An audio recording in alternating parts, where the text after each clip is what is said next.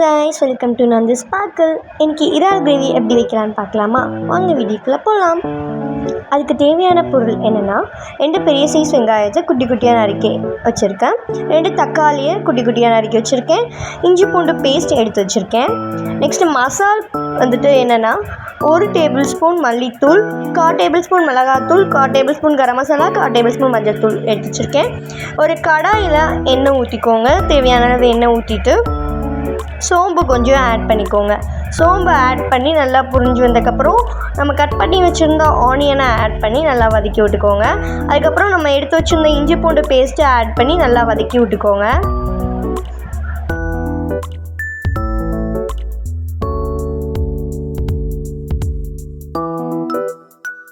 இப்போ நம்ம தக்காளியை ஆட் பண்ணி நல்லா வதக்கி விட்டுக்கலாம்.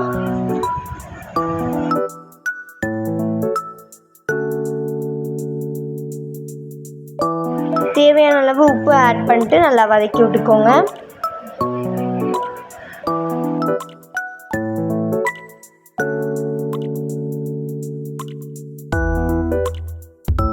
மசாலா எடுத்து வச்சுருந்தேன்ல, மல்லித்தூள், மிளகாத்தூள், கரம் மசாலா, மஞ்சத்தூள் எல்லாத்துமே ஆட் பண்ணி நல்லா வதக்கி விட்டுக்கோங்க.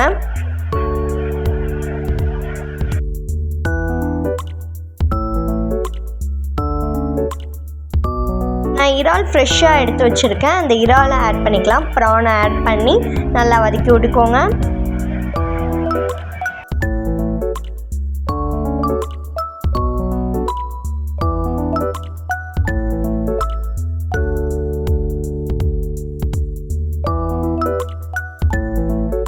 ஒரு கிளாஸ் தண்ணி ஆட் பண்ணி நல்லா வதக்கி விட்டுக்கோங்க.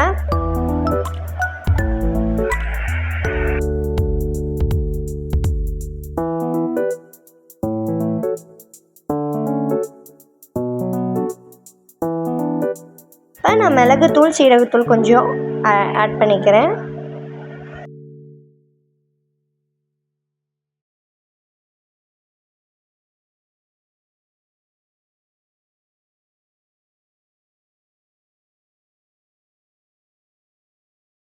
ஆஃப் பண்ணும்போது கொரியாண்டர் லீவ்ஸ் கொஞ்சம் ஆட் பண்ணி இறக்கிக்கலாம். ஸோ ஹோட்டல் ஸ்டைலில் ப்ரான் கிரேவி ரெடி ஆகிடுச்சு. இதே மாதிரி உங்கள் வீட்டில் ட்ரை பண்ணி பாருங்கள்.